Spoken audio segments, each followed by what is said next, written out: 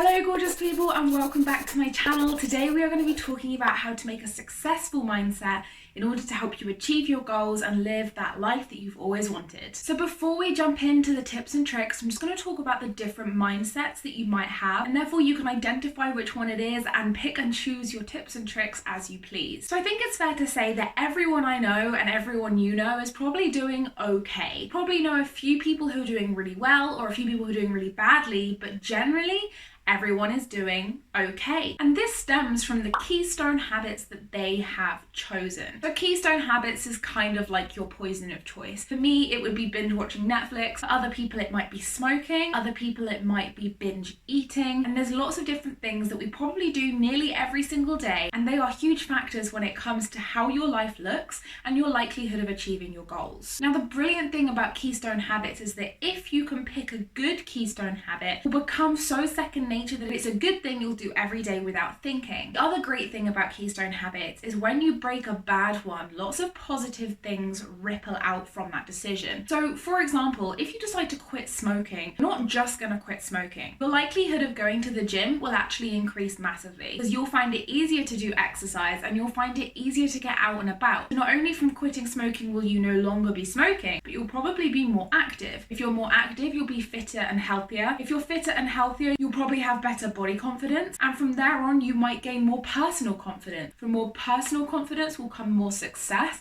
and that might lead to something like a promotion. Now that all just comes from breaking that one keystone habit, which was smoking. Now let's talk about the two different mindsets. So the two mindsets are the growth mindset and the fixed mindset. Now whichever one of these you have will determine your likelihood of achieving your lifelong goals. So people who have a growth mindset are people who believe that success can be achieved through effort. It's something that they believe that if they work hard enough on, that they will be able to achieve their goals. It's not magic, but it will massively improve your likelihood of success. The other mindset is the fixed mindset. Now these are people who believe that you are either born with the ability to be successful or not. They think it's innate and possibly even genetic. So they think that everybody who is successful in the world, all of the people who are famous, people like Steve Jobs, Ed Sheeran, they are people who were born with the ability to be successful. People who have been unsuccessful in life were born with an inability to be successful. These people are in a particularly difficult place because if they truly and fundamentally believe that, they don't even try because they don't think that they can be successful. So when they think of something that they might like to do, they think to themselves, however,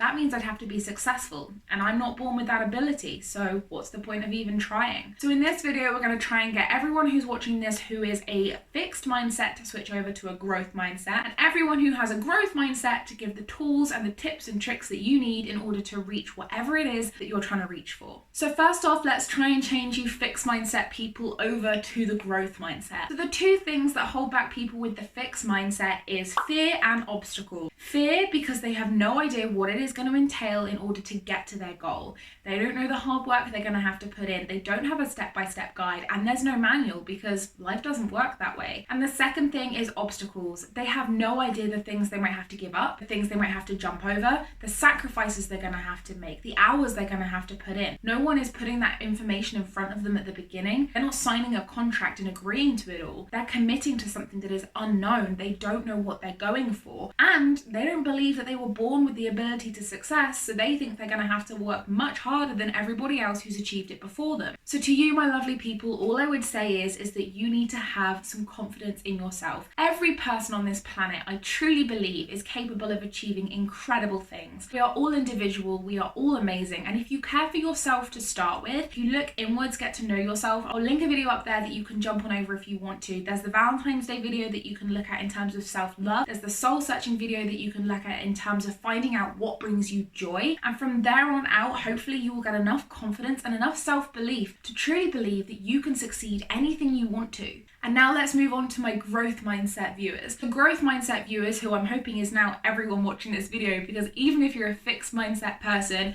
you can do it. I'm going to provide you with all of the tools that you need and all of the brilliant habits that you can obtain in order to become a successful person with a successful mindset and move forward in your life in a positive way. So the first thing I want to talk to you guys about is reading. Reading is a brilliant way to acquire new skills, new mindsets, and learn so much about the world, and it can be done as a relaxing pastime. When you watch things like Netflix, unless they're in-depth, detailed documentaries, you don't necessarily learn a whole lot from that situation. In fact, you might just end up comparing your life to the people inside, and it might make you feel kind of miserable. You can learn an array of different things from reading, from social skills, money management, body language, and self-care. And all of these things are going to broaden your mind and also help you make detail-orientated decision making. So from the knowledge that you gain from reading, you can then apply it to your everyday life and make decisions based on knowledge you acquired for yourself. I'm not a great reader, so when I started to form new habits and did my New Year's resolution video, which I will link up there for you to help you form these new habits. Now, it was hard to get into, and I found as I started the first kind of couple of pages I would read, my mind would wander and I'd have to go back to the top of the page and carry on. But the more I read, the better I got at it. I was able to focus for entire chapters, and then that started to apply to the rest of my life. When it came to planning YouTube videos, I was able to sit still for so much longer. I was able to provide more focus, and I was able to retain information. So from doing something as simple as 10 minutes of reading a day, I am now better at making YouTube videos. I am now better at studying for my dissertation, and I feel so much more focused and so much better when it comes to doing my work because it takes me less time. And this, at the end of the day, will help me become more successful. It will help me become more successful in my degree, it will help me become more successful on YouTube, and it will help me be a happier, more positive person. And this is such a perfect example of growth mindset.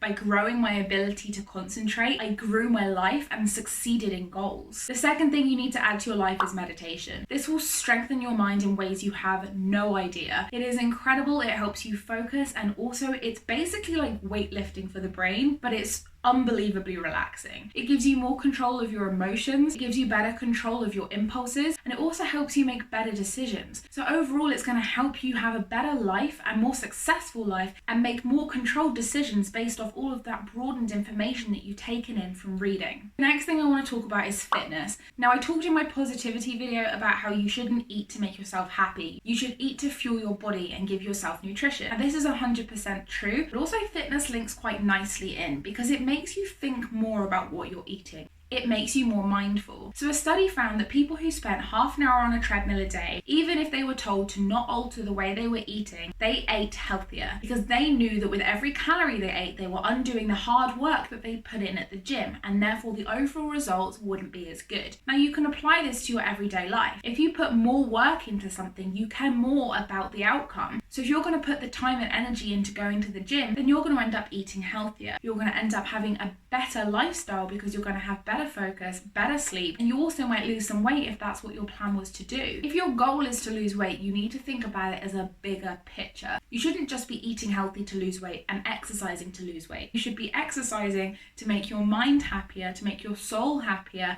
to sweat out those toxins, and you will lose weight. It also helps you have more focus, and it gives you a better regime. If you exercise at the same time every day, it will help you form it as a habit, and other things that you do surrounding it will follow, and you will get those boosts of happy emotions and happy hormones, and it will just make your life so much better. The next thing I'm going to say to you is a little bit weird, and when I first heard it, I was like, I don't think this actually makes a difference at all. But then I did the research, and it's actually huge. A lot of people who are successful in life, people who are at the top of their fields, when they were asked in interviews if they made their bed as a child, finally the sun is out.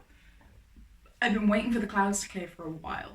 When they were asked if they made their bed as a child, their answer was yes. And people who had messy beds and didn't make their beds actually were less successful in their fields. Now, this was linked to a train of thinking, so it's back to that kind of mindset.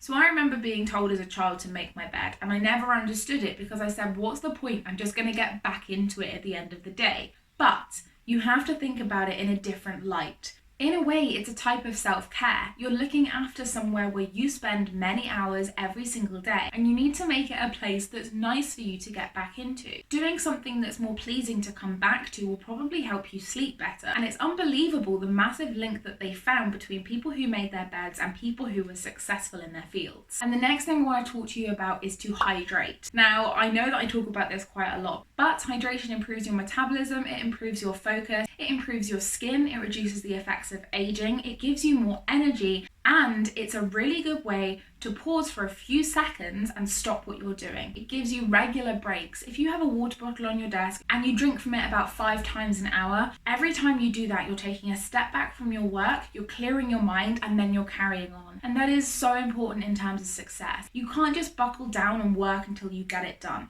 You need to take breaks, but you need to be able to go back to it. Remember from my habits video, it only takes 3 days to break a habit, and it can take up to 90 days to form a habit. So when I say take breaks, I don't mean take the whole day off. I just mean take little breaks and give yourself a pat on the back. Make yourself feel good. That brings me to my final point, which is to celebrate.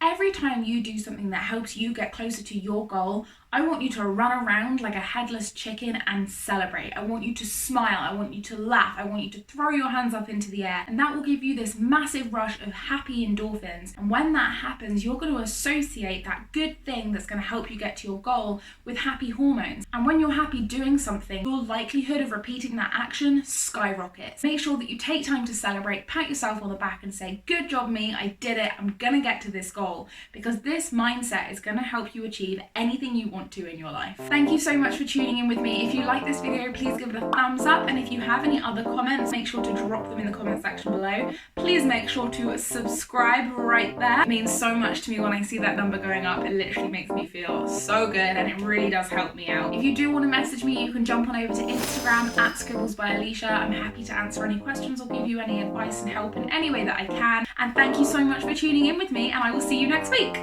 Bye!